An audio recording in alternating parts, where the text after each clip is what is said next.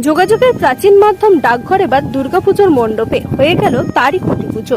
দুর্গাপুরের ফুলঝড় সর্বজনীন দুর্গাপুজো কমিটির দুর্গাপুজো এবারে ৩৩ বছরে পদার্পণ করতে চলেছে।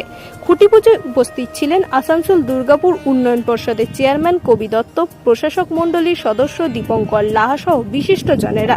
যখন মোবাইল ছিল না সোশ্যাল মিডিয়া, তখন ছিল একমাত্র চিঠি, আর সেই চিঠি দেশ বিদেশ থেকে পৌঁছাতো ডাকঘরের মাধ্যমে। বাড়িতে বাড়িতে সেই চিঠি ছুটতে ছুটতে পৌঁছে দিতেন রানাররা। এখন সোশ্যাল মিডিয়ার মাধ্যমে চলে যায় চিঠি, চলে নানান ডিজিটাল কার্ড। নতুন প্রজন্মের অনেকেই জানে না ডাক বিভাগের গুরুত্ব, তাই মানুষের মধ্যে সেই চিত্র তুলে ধরতেই এবছরের থিম ডাকঘর।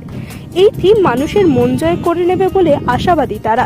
পুজোর উদ্যোক্তা সুপ্রজিৎ মজুমদার বলেন, গতবারের মতো এবারেও প্রায় ৩০ লক্ষ টাকা ব্যয় করে বহুকাল আগের চিত্র ফুটিয়ে তোলা হবে। জেলার বড় বড় পুজো